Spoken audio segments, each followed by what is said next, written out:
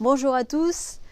Il y a quelques jours, j'ai réalisé une interview avec le docteur Raphaël Giachetti, spécialiste des troubles bipolaires. Mais avant de vous laisser découvrir cette interview, je tenais à vous rappeler que tous les liens cités dans cette vidéo se trouveront juste en dessous de la barre d'infos. Et surtout, je tenais à vous rappeler de prendre soin de vous et à savoir que vous êtes une belle personne.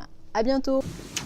Bonjour, aujourd'hui sur Bipolaire Attitude, je remercie le docteur Raphaël Giachetti de me recevoir. Merci docteur. Tout le plaisir est pour moi. Pourriez-vous, docteur, vous présenter s'il vous plaît? Je m'appelle Raphaël Giachetti, j'ai 52 ans, je suis psychiatre depuis plus de 25 ans et je consacre le plus clair de mon activité dans la prise en charge, l'accompagnement des patients bipolaires depuis, on va dire les années 2003, 2002-2003. Dans cette prise en charge, on a importé avec le docteur Fraxinos, dans ces années-là, un programme de psychoéducation qui fonctionne toujours. On a été à l'origine de la création d'une association qui est devenue aujourd'hui un GEM. Et on continue à travailler, à être créatif et à accompagner nos patients du mieux qu'on le peut. Voilà, je crois que... Très bien, docteur.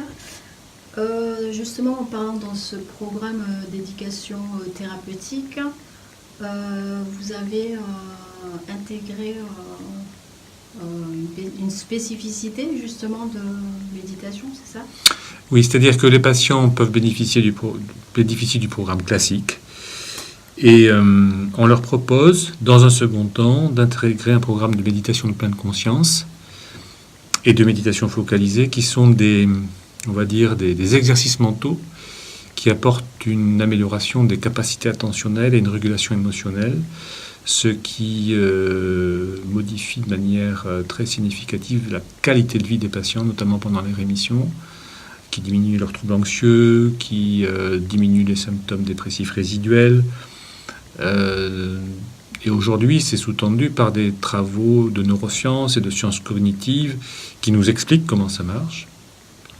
Et on a pour projet prochainement d'intégrer d'emblée des exercices basés sur la pleine conscience dans le programme de psychoéducation dès le départ. Ça demande un travail de réflexion et voilà, on y travaille. Très bien. À savoir qu'en plus que vous êtes à l'origine de l'événement du Moment Mindfulness à Toulouse. Oui. Vous pouvez nous en parler? Comment s'est passée la 3e édition cette année? La 3e édition était centrée sur la souffrance au travail, les risques psychosociaux. Ça s'est très bien passé. On avait un public de professionnels, médecins du travail, psychologues du travail, assistantes sociales, des personnes aussi travaillant dans les ressources humaines.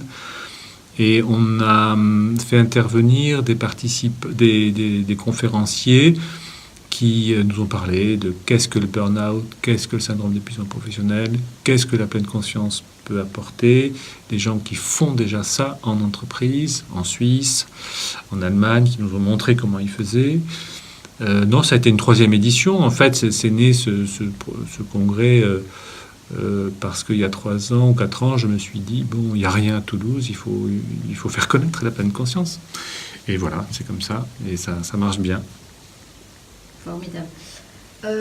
Au niveau de votre actualité, vous avez à nous communiquer des événements?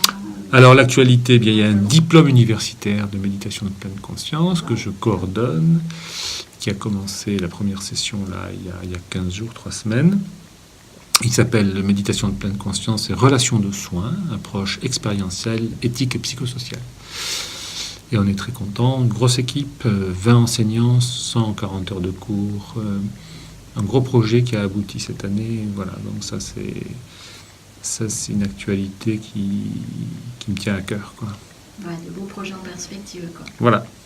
Donc, et pour finir, donc, dans votre livre La maladie bipolaire, vous donnez 10 règles d'or.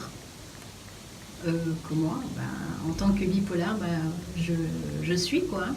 Et j'ai dit, j'hésite pas à les revoir fréquemment. Vous dites-moi, pour une personne souffrant de bipolarité,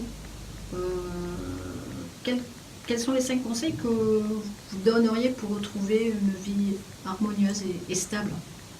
Par exemple, un bipolaire qui vient d'être diagnostiqué éventuellement. C'est une question piège parce que la réponse, elle va s'adapter au patient. D'accord. On ne peut pas formuler comme ça en général. Alors dans les livres, oui, mais selon où en est le patient au niveau social, au niveau professionnel, au niveau affectif, au niveau entourage, on va lui donner des pistes, on va lui donner des orientations, et elles vont être complètement différentes. Si on prend quelqu'un qui a un boulot, qui a une famille, ou quelqu'un qui est tout seul sans emploi, on ne va pas partir sur les mêmes chemins.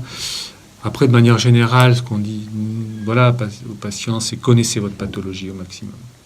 Devenez des collaborateurs dans le soin. Et aujourd'hui, on leur dit en plus, apprenez à méditer. Merci beaucoup, docteur. Voilà, merci à vous. Merci.